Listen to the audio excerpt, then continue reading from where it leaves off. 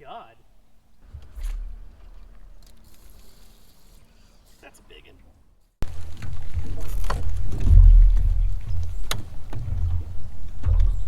Well, guys, we are on the river, and it was one hell of a sketchy ride. These flows, I want to say, is about kicking it a solid 220, maybe 210 if we're lucky.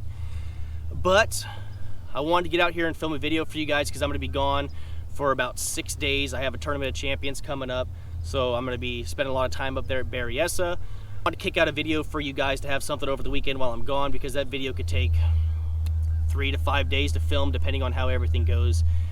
So maybe it'll be a 30-minute video, maybe an hour-long video, I don't know. It's 2 days trying to fish for 20 grand and win. But we're out here on the river. Water's really low, dirty. We got everything. We got top water, chatterbaits, crankbaits, frogs, punch, Texas rig, jigs, drop shot, you name it, I got it tied on.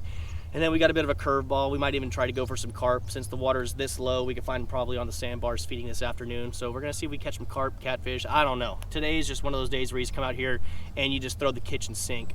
But I'm gonna start off throwing probably top water out in the sandbar flats to see if we get some striper going. There's a lot of shad in the system right now. You can see it out in front. You got them pecking and flicking her all over the place. Got carp activity. Got some nice trees to flip. I don't know. I'm just gonna try to find some water. We're out here in the middle of the channel, and it's currently 2.5 foot of water. So I'm gonna quit talking. Let's get to casting.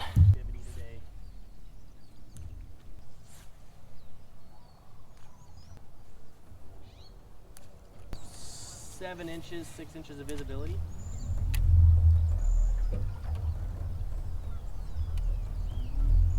Great.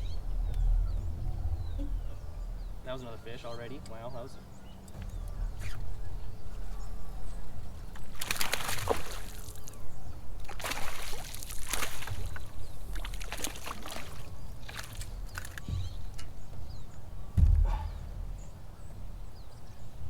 Oh, it's a spot.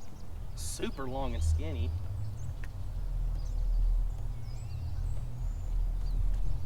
First one of the day. Took 3 minutes to get a bite, or to catch a fish. We'll take that. How shallow? Yeah, those are carp. Those are carp. My setup today, 15-pound tactical. You guys know it. I love it. P-line's one of the main contributors of the channel.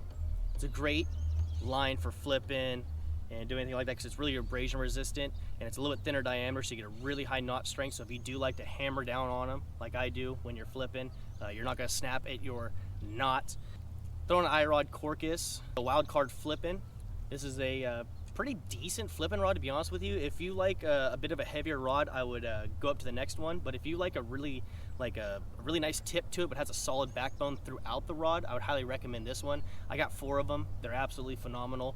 I've been throwing them for almost on about 8 months now, so it's a really solid flipping setup, especially if you guys are like flipping timber that's not super duper thick and you don't want to punch it. This is something that's going to get you in and out of that structure no problem. Flipping 3/8, that's what I always like to flip, unless I have to go down to a quarter. Other than that, I'll throw it to like a 1/2 ounce football head jig.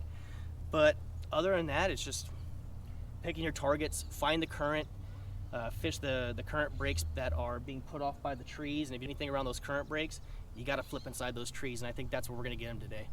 It's flipping inside the trees. I have confidence in my 15-pound tactical, but I also wouldn't mind like 20.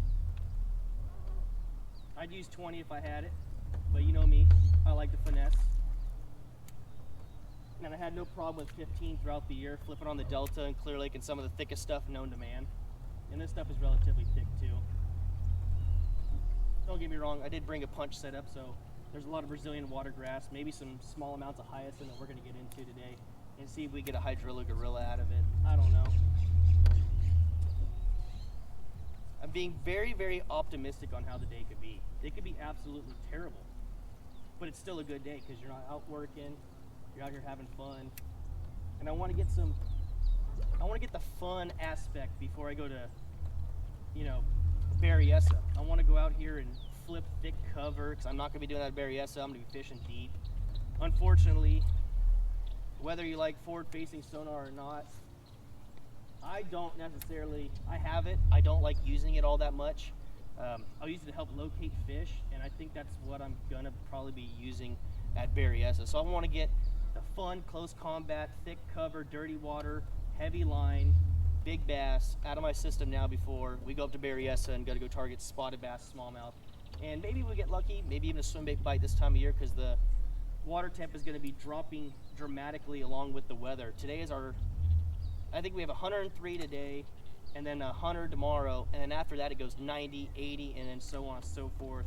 I know for the week of my TOC official tournament day starting Wednesday, it's going to be like 85, and then next day is going to be like 83, and then 79, and then so on and so forth, continuously going down. So I like that. It's going to be nice and cool, but I don't know. I don't think I'm going to be doing very much flipping at Berryessa. Not going to do no punching at all, no frogging, nothing like that, and be fishing deeper. So I want to get that out of my system here and have some fun before I got to go get the stress levels put up to 10 and put my head down and grind it out. But it's going to be fun. Fishing for 20 grand is always fun. Oh, I just got bit. We're just going to be picking apart cover today, guys. The fun stuff.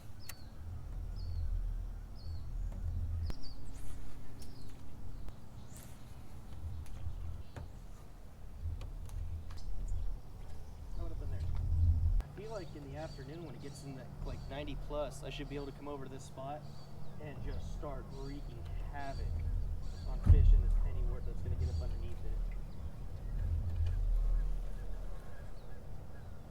But I did this before and didn't catch anything even doing this. That was years ago though.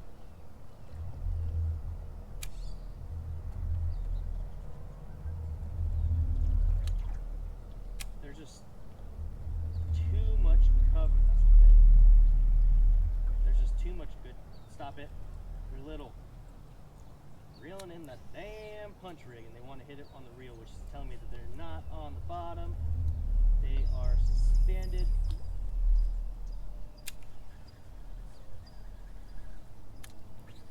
And they're out in the current chasing.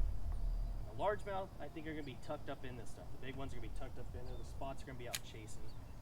I guarantee it.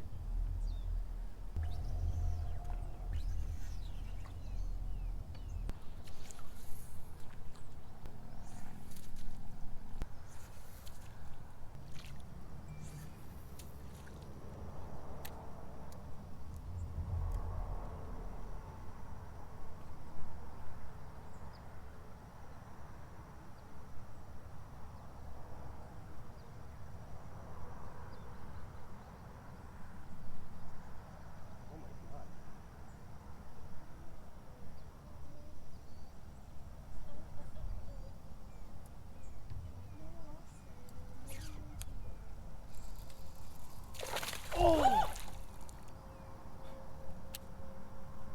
That was a big one. These bitches scared the shit out of me. How did he? I never even had a hook in him. That was a nice largemouth too. That's probably about a 3-pounder.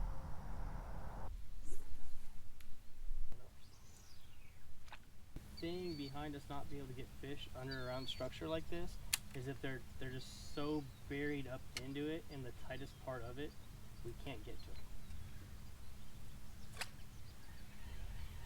That's my only thought about stuff like that.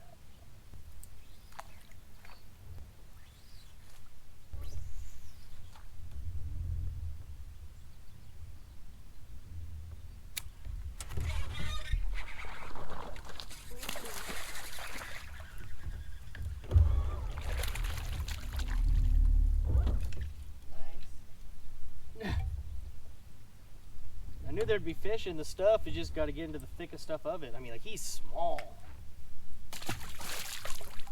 but he was in the middle of it where I told you where that duck boat came through.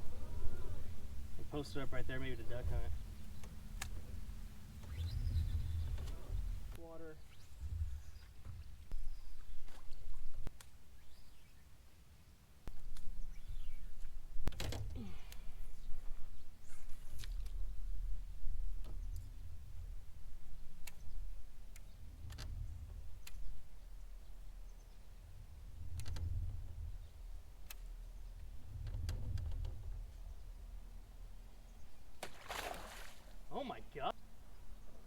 see that one?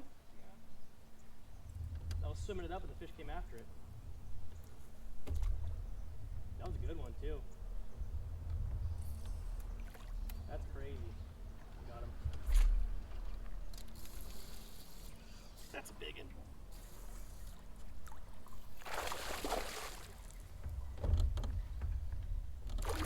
Nice largemouth. Stout. Oh gosh.